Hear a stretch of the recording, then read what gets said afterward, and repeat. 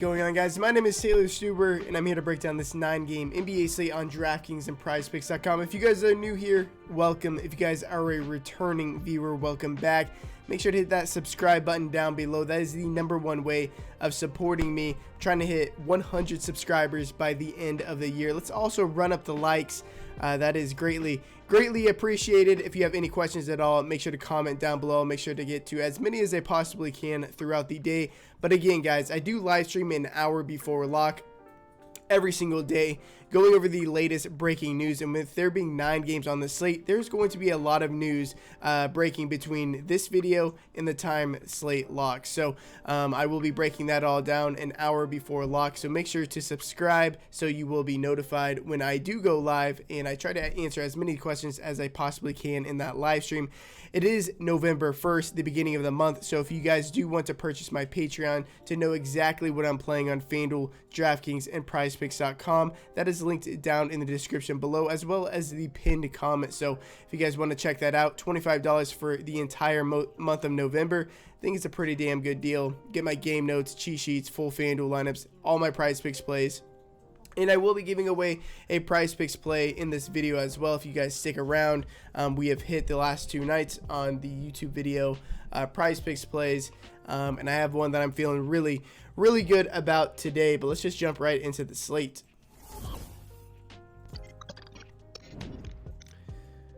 So we will start off with the Cleveland Cavaliers versus the Charlotte Hornets. Isaac Okoro and Kevin Pangos are both out. So without Isaac Okoro, the last 2 games, they have been running an even tighter rotation than normal. They usually run a 9-man rotation, but the last 2 games, they have ran 8-man rotations until the games ended up blowing out. But assuming this game stays competitive, I'm expecting just an 8-man rotation out of this team.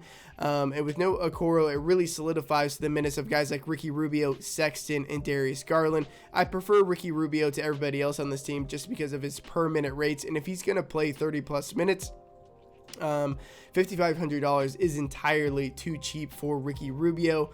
Move over to the Charlotte Hornets. They have no injuries. Terry Rozier returned yesterday, played 33 minutes. I think he is a potential rest candidate today due to it being the second leg of a back-to-back. Him returning last game, playing 33 minutes. There's a possibility that he rests here. I mean, no word, it's just speculation on my part. But if he is going to play, everybody's prices are inflated as if he is ruled out still, but that is just not the case, at least as of right now. So I'm not really interested in anybody on this team at their current prices, especially Mason Plumlee, given the fact that since PJ Washington has returned, Mason Plumlee's minutes just aren't secure at all. And I actually like his under props on PrizePicks if they ever put him up there. Move over to the San Antonio Spurs versus the Indiana Pacers. Doug McDermott and Zach Collins are both out. Lonnie Walker has started in each of the last 2 games with no Doug McDermott. But in those 2 games, he has yet to close either of the half, whether it be the first or the second. The first game, Devin Vassell closed over him. Last game, it was a mixture of different guys closing over him. So his minutes aren't secure just because he's getting the start. He has a large usage rating while he's out there on the court, but the minutes are pretty unsecure as of right now. And then Kellen Johnson, Derek White, probably the only 2 guys on this team that I'm considering given their price points. Kellen Johnson continues to lead this team in usage rating. He is only $5,700. He struggled mightily 2 games ago, was dealing with some foul trouble last time out, had a better time around, played 31 minutes. I like Derek White at his price, but Jakob Poeltl and DeJounte Murray, I mean, they're having great years so far, but the price tags are a bit out of reach for me today. Move over to the Indiana Pacers. They are going to be without TJ Warren, Isaiah Jackson, Keelan Martin. Jeremy Lamb is doubtful. Do not believe he plays. And then Malcolm Brogdon and Karis LeVert are questionable. Karis LeVert played last game, but only played in the first half, was dominant in that half. And took away from pretty much everybody on this team while he was out there on the court. And then Malcolm Brogdon has missed the last 2 games. He is questionable. So my opinions on the Indiana Pacers are completely dependent on the injury news. But luckily this game starts at 6 p.m. Central Time, the same time as lock. So we will know ahead of time what we should be doing, and I'll be breaking it down in the live stream later today. Move over to the Portland Trailblazers versus the Philadelphia 76ers. The Trailblazers have no injuries. Norman Powell, in his second game back since injury, played 33 minutes. And so that was just yesterday. So obviously that minutes limit is no longer there. He is only $4,800. I think that is very affordable for him. Damian Lillard, the volume has been there in each of the last 3 games, but the 2 games before last game ended up blowing out. And so he never got his full allotment of minutes, and he would have destroyed his price tag if those games went the full length. And then last game, the volume was there again. He just wasn't shooting well. One of these games, he's just going to blow up at very, very low ownership. And so I like Damian Lillard a good bit today. More of a tournament option for me given the matchup. Move over to the 76ers. They are going to be without Ben Simmons and Grant Riller. Normally this should be an absolute smash spot for Joel Embiid, averaging over 1.8 fantasy points per minute since the beginning of last year with no Ben Simmons on the court. But, some of the games looks like he's trying and that the injury isn't bothering him. In some of the games he looks disinterested and not really trying all that much, or it looks like the injury is actually bothering him. Makes him a strict GPP play, extremely volatile given his price tag. But if you want to be risky, I think Joel Embiid is in an amazing spot. You're going to get him at very, very low ownership. Many people are going to be scared of playing him. I will admit it is pretty scary playing him as of right now. And then Shake Milton is on a minutes limit, but his minutes rose from 16 to 19 minutes last game. So definitely going to take away some Tyrese Maxey minutes moving forward. The Chicago Bulls are going to be without Patrick Williams and Kobe White. Without Patrick Williams last game, Javonte Green ended up starting in his place, but it was Alex Caruso who benefited the most from that injury.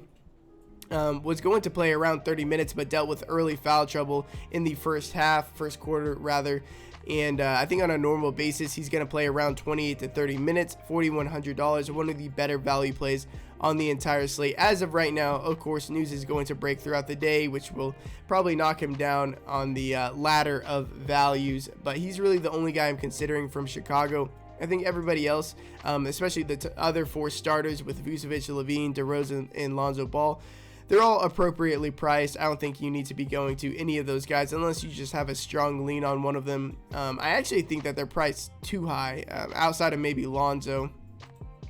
Move over to the Boston Celtics. They have no injuries. Marcus Smart and Robert Williams both missed last game due to illness, but it looks like they are going to return here. But with everybody healthy, I'm not really considering anybody on this team. I could see Robert Williams being chalk, but I am skeptical on his per minute production when he is playing next to Al Horford, which is going to be a lot of the time. So definitely prefer Horford to Robert Williams as of right now. Dennis Schroeder probably going to get knocked back down to the bench. Really not considering anybody on this Boston Celtics team while they are completely healthy. Move over to the Washington Wizards versus the Atlanta Hawks. The Wizards are going to be without Thomas Bryant, Rui Hachimura, Anthony Gill, Cassius Winston, and then Daniel Gafford is questionable. If Daniel Gafford misses again, I think Montrezl Harrell is still too cheap at $6,700.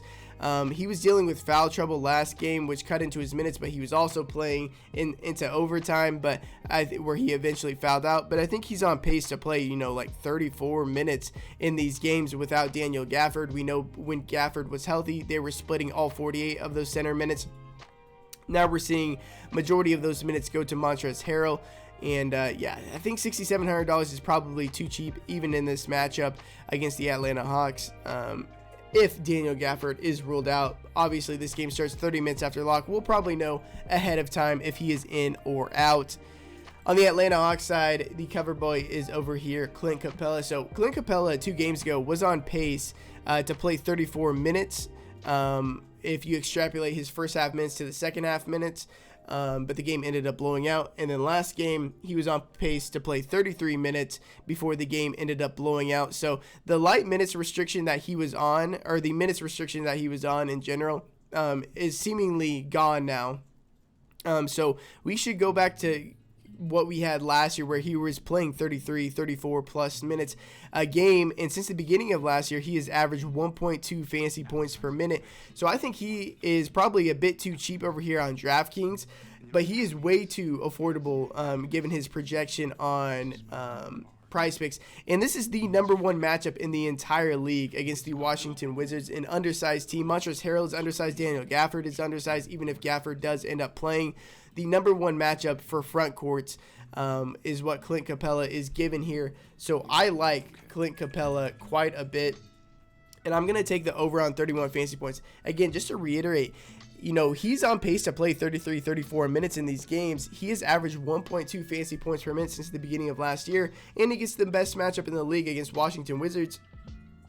And this game is projected to be competitive. So I like Clint Capella a ton today. I'm going to take the over on his fantasy points at 31. You can pair it with either... who did I have here? Chris Boucher over 20.5 fantasy points. We'll get to that next game, actually. So I like that as well. And then there was something else that I was really considering. Oh, and the over Julius Randle 40.5 fantasy points. So if you guys want to tail this, we're going to go for a 3 wins in a row over here on Prize Picks with these free YouTube video plays.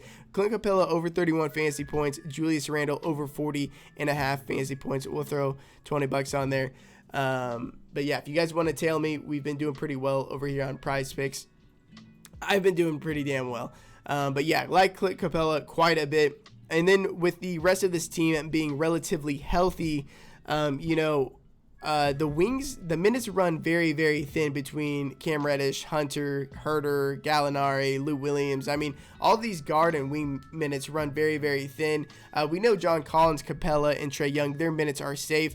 But it looks like Bogdanovic's minutes are safe as well, and they have really disrespected him, putting him down at $5,200. In a normal scenario, he should be playing 32, 34 minutes in these games, even with everybody healthy. I love Bogdanovic today. I haven't played him at all this year, but today is probably going to be that day that I break the seal and end up playing him. Move over to the Toronto Raptors versus the New York Knicks. Yuta Watanabe, Pascal Siakam are already ruled out. Right before I started recording this video, Scotty Barnes was reported doubtful, so I haven't looked into it too deep. But I do know that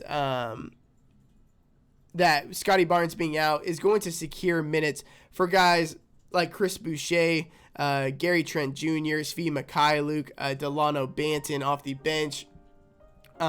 Because Scotty Barnes has been playing massive minutes. Doesn't really open up all that much usage, but the minutes opens up a ton for some of these guys.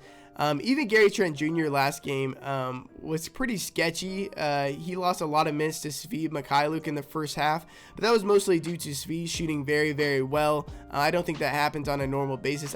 More times than not, I think Gary Trent probably returns to playing mid-30s minutes in this game.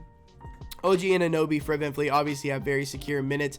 And then Precious Achiuwa, I mean, his minutes are on the decline. He has lost minutes in each of the last 2 games in favor of Ken Burch. He only played 17 minutes last time out. Over on Prize Picks, you can take the under. Now, if the Scotty Barnes thing wasn't a thing, I would feel like this would be a slam dunk play. I still like it. You can tail me. I'm probably going to put some money on it, but the under on Precious Achiuwa, 8.5 fantasy or real points. I like that quite a bit, just given that, he is losing minutes game in, game out, but I think with Scotty Barnes out, it could open up more minutes because, we could see, I guess it could open up minutes for Precious, or secure his minutes rather.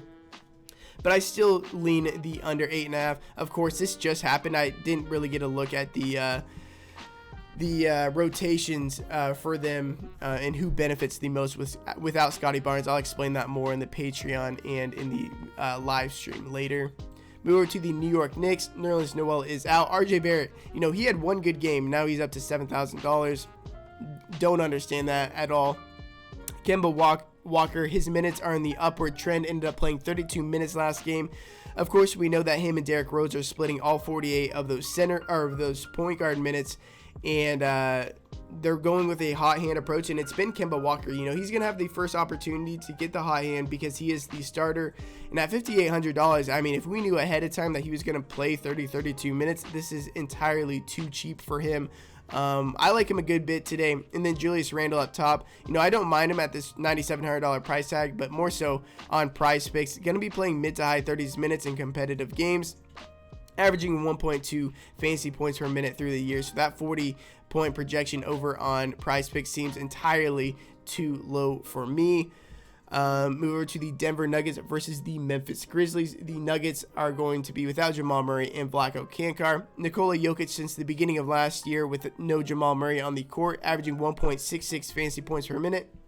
This year so far, he is averaging 1.81 fantasy points per minute.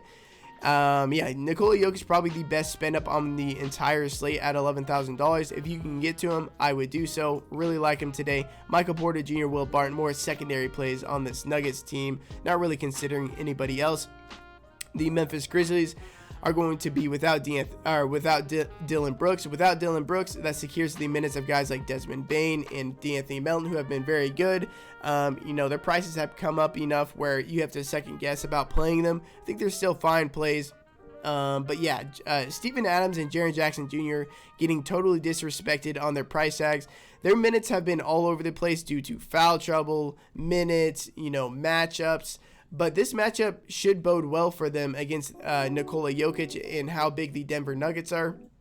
They should play their full allotment of minutes here, assuming the game is competitive and they can avoid foul trouble. I don't see them going to the bench in these matchups. They're going to need the size of Steven Adams and Jaren Jackson, and they are only $4,900 and $5,400. I think these are hilariously bad price tags. I'm going to be all over them today against the Denver Nuggets. Move over to the Orlando Magic versus the Minnesota Timberwolves. Magic are going to be without Markelle Fultz, Jonathan Isaac, Etuan Moore, Michael Carter Williams. Gary Harris is questionable this game. He ended up leaving early last game, never returned. Chuma Okeke returned last game and played 14 minutes, so he is back in the rotation. This team is getting healthier. Cole Anthony and Mo Bamba, I think that their price tags have rose a bit too much for me. But the opportunities continue to be there for Jalen Suggs, continues to lead this team in usage. He's only $5,300. If he could put together a full game, he's going to destroy this price tag sometime this year. Last game out, he shot 3 for 13, still put up 30.25 fantasy points, and only played 26 minutes. I think on a normal basis, he's going to play about 30 minutes, have these shot attempt opportunities, and if he can knock them down at like a 40% clip, which is very doable, his peripherals are good enough to where he can destroy this price tag. But again, more of a tournament play for me. Wouldn't touch him in cash games. Move over to the Minnesota Timberwolves. They have no injuries. The offense runs pretty much exclusively through Karl-Anthony Towns, Anthony Edwards, and D'Angelo Russell. But D'Angelo Russell, ever since the return of Patrick Beverley, he's only played over 31 minutes one time, and that was when he was playing out of his mind, shooting very, very well. I think on a normal basis that he's only going to play 31 minutes in these competitive games, which makes me more interested in guys like Karl-Anthony Towns and Anthony Edwards. But again, more of secondary plays for me from this entire Minnesota Timberwolves team. Now, this Oklahoma City Thunder versus Los Angeles Clippers game is, pretty, you have some decisions to make because it is currently an 11-point spread in Los Angeles. We've seen Oklahoma City stick around with these really good teams that are better than the Clippers, I will say. If this game is competitive and they get their full allotment of minutes, Josh Giddey, Darius Bazley, and Lou Dort are entirely too cheap, especially Josh Giddey at $5,200. But if this game does blow out, they're only going to play in 3 quarters. They don't get blowout run, even though they are young players, especially Josh Giddey being a rookie. He does not get blowout run. But if this game is competitive, you are going to want to have pieces from this team, but specifically Josh Giddey. And then on the opposite side, Paul George, one of the best plays on this slate. If I knew that this game was going to be competitive, I would play him at $10,700. They're going to be without Kawhi Leonard, Jason Preston, Serge Ibaka, and Marcus Morris. Batum will start in place of Marcus Morris yet again. he has either played 30 minutes or been on pace to play around 30 minutes in each of these games that Marcus Morris has been out. But yeah, Paul George this year averaging 1.52 fantasy points per minute. He is really only disappointed in one game. The other game he disappointed. The game ended up blowing out, and he scored like 40 points through 3 quarters. But you know, if this game is competitive, if you are playing Paul George, you need to bring it back with some of these Oklahoma City guys, because if you're paying this kind of price tag for Paul George, you're expecting the full allotment of minutes. And if he's getting his full allotment of minutes, that means that the game is competitive, and you're going to want to bring it back with some of these Oklahoma City guys. But yeah, man, I'm all over Paul George today. I don't mind Reggie Jackson. Reggie Jackson should play pretty big minutes. And then it's really volatile who is going to end up being in the closing lineups between Eric Bledsoe, Terrence Mann, Luke Kennard, Batum. I mean, Zubats. I don't think Zubats closes this game, even if it's close, because the centers for Oklahoma City are pretty small, and the Clippers prefer to go small if they can. But yeah, those are my leans on prize picks as well. I also don't mind the over on OG Anunoby fantasy points. But again, guys, I think the over on Jakob Poeltl is firmly in play as well. But again, like, the biggest way to take advantage of prize picks is getting some value on injuries. Like, as soon as injury news breaks, come check out the board and see if any of the guys that benefit from that injury are on here. You should already familiarize yourself with the board before the day goes on, so you know what to do when that injury news drops. Because, I mean, Scotty Barnes wasn't even on the injury report, and now he's doubtful. So you can hop over on the OG Anunoby thing. I think that just secures his minutes even more, even though his minutes were already secure. But we could take a look at yesterday, what we did in the in-game stuff yesterday. You know, the numbers will move on here, so I ended up losing this, even though I was getting Christian Wood under 18 pretty much everywhere, so I lost $30 on that. But this was the official in-game showdown play that I gave yesterday, the under 22.5 and the under 18 on Christian Wood. So the idea with this is that the game was blowing out for the in the Lakers game late at night, so I just took the unders on everything, and I was like, well, if this game blows out, we're probably only going to get 1/4 of them in the second half, and these should easily hit. But even if the game does stay competitive, that doesn't mean that I'm drawing dead just because I'm taking unders. This is just their projections for in games are just you know, so Russell Westbrook was projected for 45 points, and so this was the second half showdown or in game, so they just divided it in half. And so you're not drawing dead just because the game is competitive, but obviously you have the upside. If the game blows out, then it's pretty much a sure thing to do it. Hit on this as well, hit this 5-piece as well.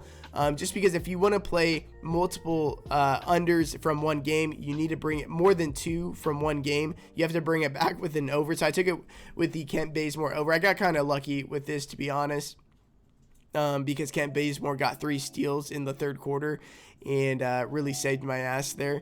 But yeah, I mean, this is how you can become profitable on prize picks. I think people go about prize picks the wrong way when strategy wise.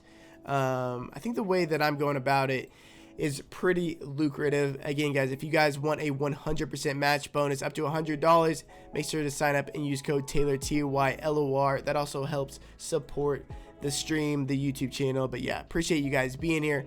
Best of luck tonight. See you guys in the stream. See you guys at the top. Till next time, peace.